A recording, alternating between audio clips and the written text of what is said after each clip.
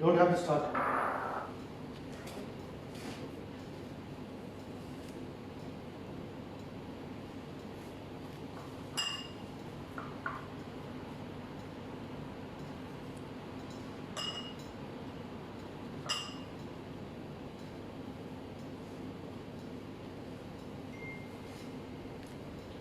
Okay, hello everybody, good afternoon. Welcome to another episode of Culinary. For those of you that are new to our live, I am Chef Rob. Okay, I'm a culinary lecturer here at the Academy of Culinary and Pastry Arts, Malaysia. And for those of you that do already know me, I hope you can still recognize me with a severe lack of hair. Okay, so today basically we are going to be making a very simple black pepper chicken noodles. Okay, it's quite similar to a recipe that we have inside the Academy now. Well, this time I'm changing it up a little bit, doing a little bit of a different method so that everybody has a chance to learn or to see a different way of doing something. Okay, so first off I will start by explaining the ingredients. Over here I have the ingredients for the black pepper sauce or paste. Okay, I have some shallots here, chopped shallots. I have chopped garlic. I have some oyster sauce. I have my sesame oil, my light vinegar, light soy, and my dark soy all mixed together.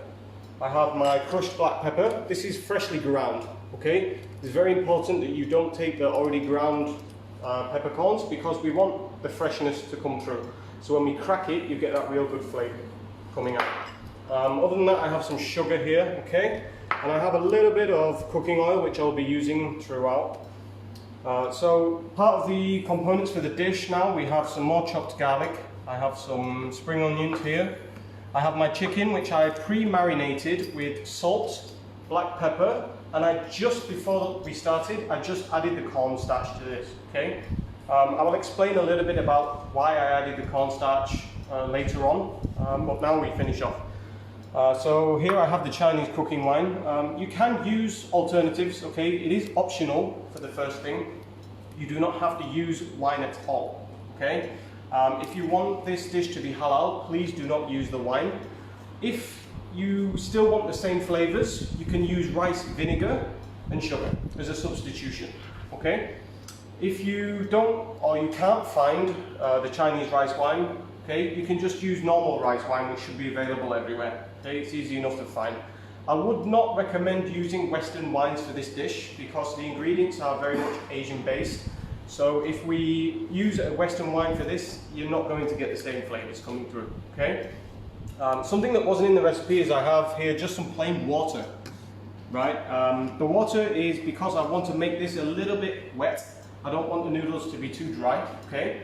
So the water with the corn flour from the chicken will help to thicken and create a sauce. Okay. I have some sliced onions and I have some sliced bell peppers here. I chose yellow bell pepper purely for the colour. I'm not bothered about the flavours because they more or less all taste the same. Okay. So I'm going here for the colour only. And I have some plain noodles also, just some yellow meat. You can change these for any other kind of type of noodle. If you're using fresh noodles, there is no need to cook them first. Okay.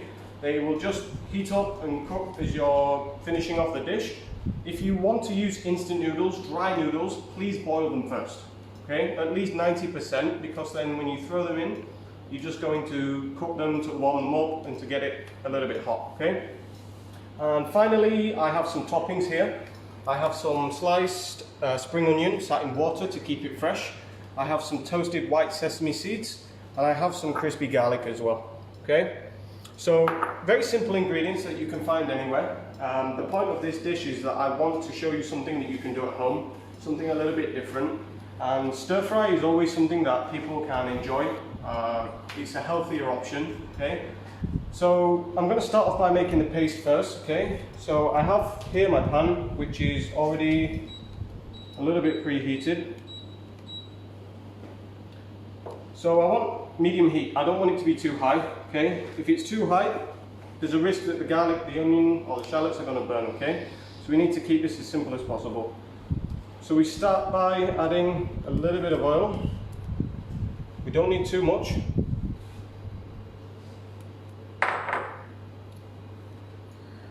And we allow the oil to heat up just a little bit. I recommend choosing a good kind of oil for this, something neutral. I'm using canola oil because for one, it doesn't harden when it's put inside the chiller. So by the time that we've cooked this paste and we've finished it, the paste will actually be able to keep inside the chiller for 3 to 6 months, no problem, provided there is oil on the top. If there's no oil, meaning that it's not covered by the oil, you have a chance of growing mold. Okay, so please make sure that your product is kept nicely inside the oil, and that way you can keep it for a while. So I like to start off not too hot. For me, I always prefer to start with a cold pan, that way everything can cook more evenly and you can get the flavors out there better.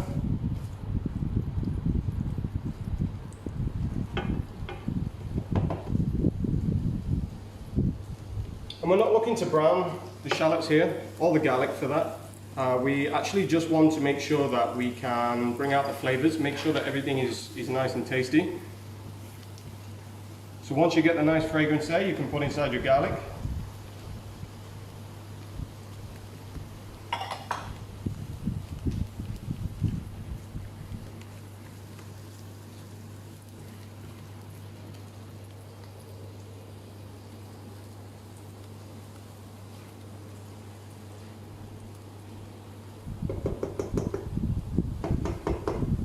Okay, so once you have nice fragrance from that as well, you can add inside your black pepper. Now please be careful, please use a well ventilated area, as the black pepper is quite strong, okay, and it may smell make your house smell quite strong. It may make you sneeze a little bit as well, so just be careful. Okay, so we want it to be nice and fragrant. Very important that you cook the black pepper off well. If not, later you're going to get a bit of a raw taste inside your mouth, which is not going to be too nice.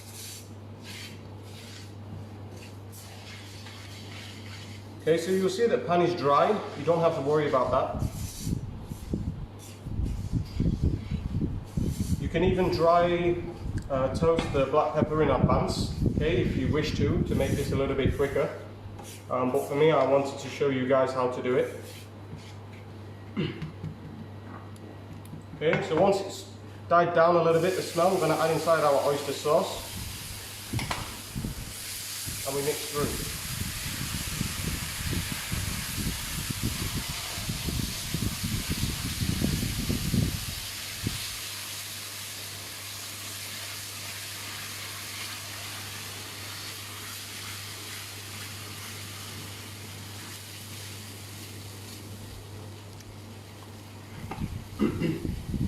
Okay, so once you see that it's harmonious, now we're going to add inside our soy sauce and our sesame oil.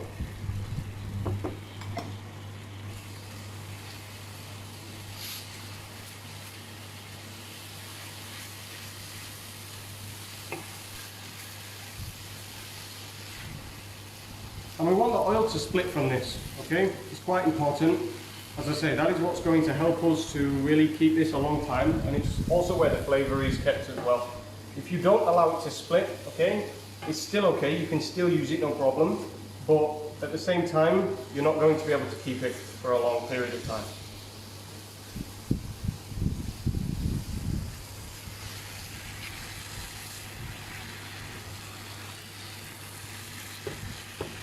Okay, so now we'll put our sugar on top.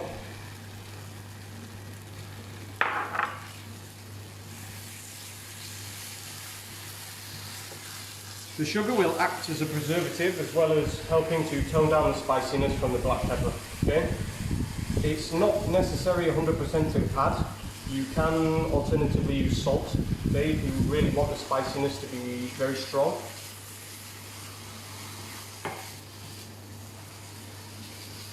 And then if you can see, now as we leave it, you can see oil starting to puddle on the top and around the sides. Okay, if I move it, you can start to see traces of oil. This is what we're looking for. Once we have this, you know that the oil is starting to split.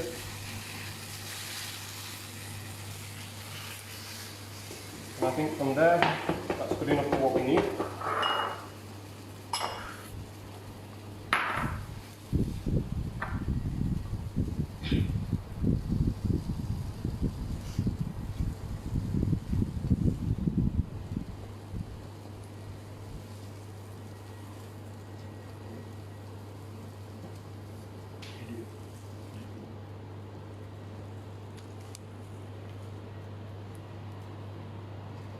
Okay, so there you can see it's nice, and you can see that it's all formed nicely.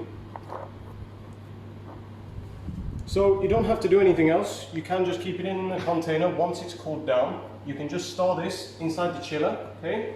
Do not leave it outside for too long a period of time, because again, we don't want any bacteria to start growing, okay? So for us, the paste like this is just perfect for what we need. Now we're going to move on, and we're going to start to make the complete dish. So what I'm going to do is add a little bit more oil. And remember that the pan is still hot, okay? It's always good to use the same pan. We don't need to change, because this is where the flavour is, right? You know that all the flavours from what we've just cooked are still going to be inside this pan.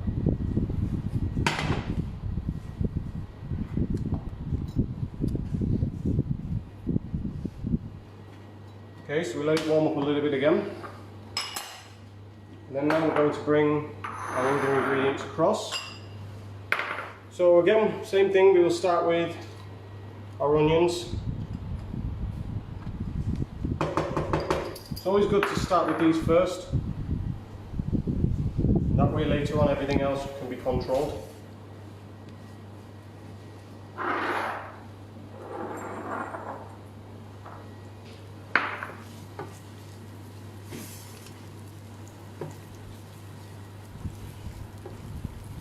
So same thing, just a nice simple fry.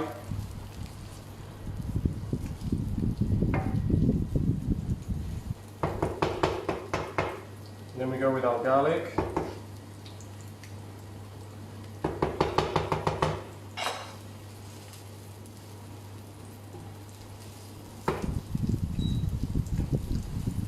Now garlic very fast, because we still have other things to cook. We'll go inside with our bell peppers. If you have a wok and a gas stove at home, it's much better to do this recipe. Okay, you will get the strong flavours from the wok coming through. And it will really help this dish to have a nice charred flavour to it. But I understand that at times like this it's a little bit difficult.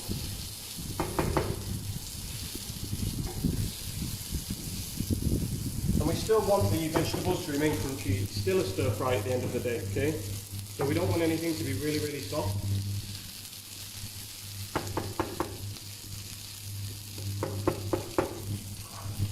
Okay, now we're going to add our chicken. As I said earlier, I added the corn flour to the chicken. The reason for that is that I want the corn flour to cook off so I don't have the rawness, and then that way later on, once I add the water inside, the water will bite onto the corn flour, and then it will start to automatically thicken up. We're just going to break apart the chicken now. Marination time is up to you. You can do 1 hour, 2 hours, you can do it overnight if you want, but I only marinate it with salt, pepper and the corn flour at the end. So the longer that you leave it, you're not going to get a huge benefit from it. Now you can use the cooking wine if you wish to marinate, but you will get a different kind of flavour in the dish. Okay. Now I'm going to add some of my black pepper paste. Take off the heat a little bit so it doesn't burn.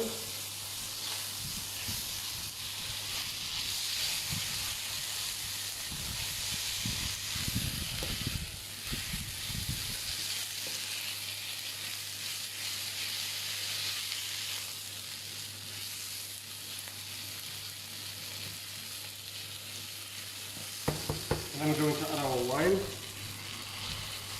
So yeah, as I said, you can marinate with the wine, and the chicken will have a very strong flavour.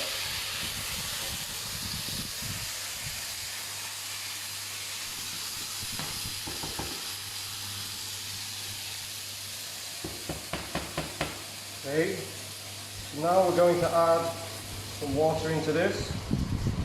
It's up to you how much you want to add. The more you add, the more watery it will be in the end. For me, I just want a little bit of sauce, and you can always add more water later on. Not a big problem there. So as you can see, as it's boiling, it starts to thicken up. So we just reduce the heat a little bit. Make sure that the chicken finishes cooking. And then we're going to take our spring onions. We don't add these in too early. If we add them in at the beginning, they're going to burn and wilt, and they're not going to be very nice. So we just stir them in.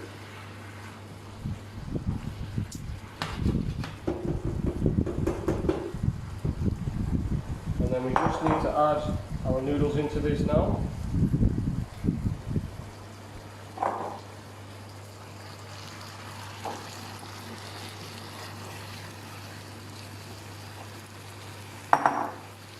So the noodles themselves will have a starch on them, which acts like a glue to keep them held together and to stop them from spoiling.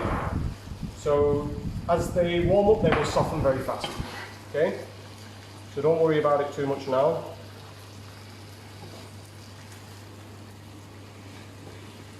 Just going to add a touch more water.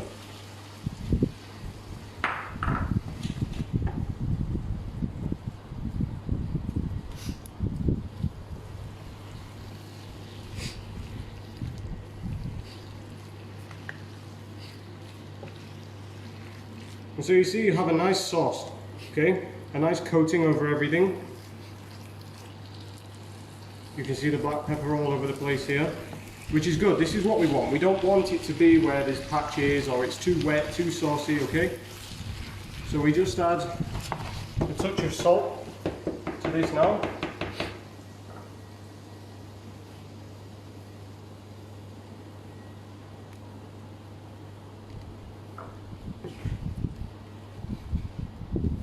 Now it's totally up to you guys, again, how much sauce you want this to be. You can add more water.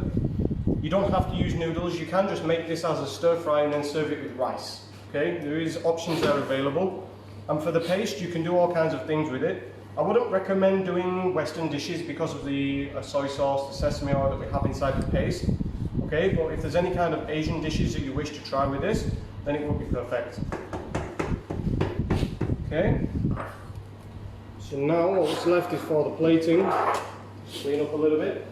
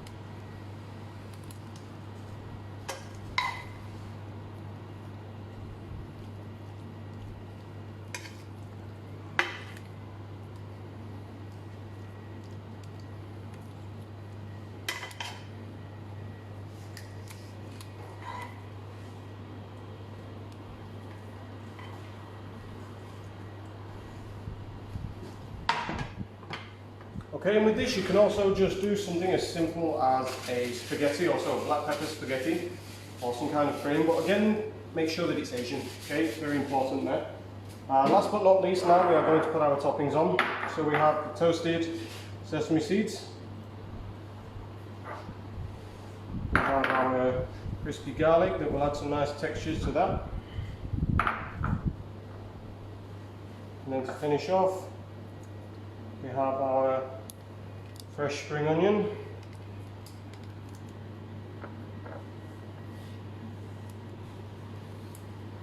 Okay, and there you have a very simple stir fry.